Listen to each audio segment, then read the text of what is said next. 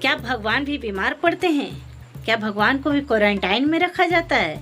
जी हाँ, पुरी के जगन्नाथ रथ यात्रा से ठीक पहले मंदिर में कुछ ऐसा ही होता है।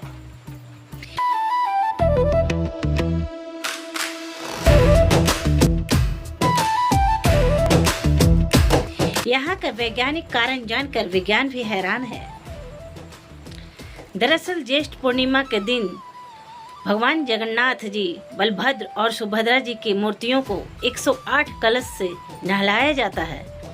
ये मुख्य मूर्तियाँ नीम के लकड़ी से बने हुए होते हैं और इसमें नमी बढ़ जाने के कारण, बदलते मौसम के कारण इसे ही भगवान का बीमार होना कहा जाता है।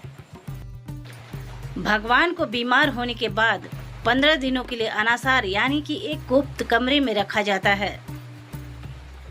इस दरमियान मंदिर के कपाट बिल्कुल भी बंद होते हैं और कोई भक्त दर्शन नहीं कर पाता। इस दौरान उन्हें ठीक करने के लिए विशेष जड़ी बूटियों का काढ़ा और फलों का रस दिया जाता है, लेकिन यह आयुर्वेदिक काढ़ा आम भक्तों में बांटा नहीं जाता। यह पूरी तरह गोपनीय होता है। यह सिर्फ राजवैद्य और मुख्य सेवक ही भगवान तक इसे पहुंचा सकते हैं। यह परंपरा हमें सिखाती है कि ईश्वर भी प्रकृति के नियमों से बंधे हुए हैं।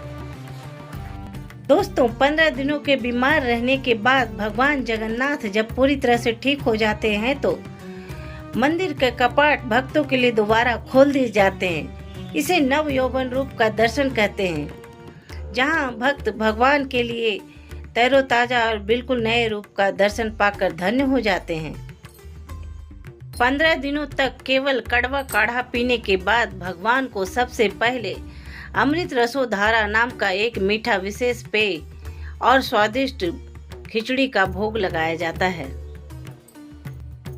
इसके तुरंत बाद पूरी दुनिया में भगवान जगन्नाथ रथ यात्रा की तैयारी शुरू हो जाती है और भगवान भाई बलभद्र और बहन सुभद्रा के साथ अपनी मौसी के घर यानी कि गुंडीचा मंदिर के लिए निकलते हैं।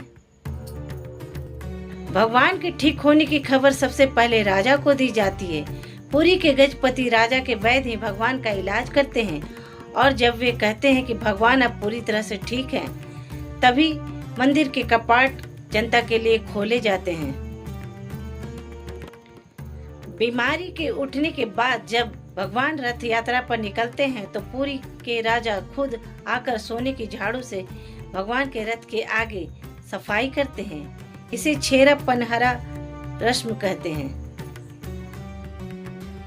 दोस्तों, मेरी अगली आने वाली वीडियो भी बेहद खास है, जिसमें हम जानेंगे कि जगन्नाथ रथ यात्रा की रस्सी खींचने से सारे पाप धुल जाते हैं, किस्मत बदल जाते हैं। और विवाह की सीरीज में जानेंगे कि विवाह की प्रथा कब शुरू हुई और विवाह नहीं होता था तो क्या होता था और हल्दी लगाने से क्या फ़ायदे होते हैं। और इन सब वीडियो को देखने के लिए हमारे कृष्णा कृतज्ञ चैनल को सब्सक्राइब कर लिए। तब तक के लिए नमस्कार।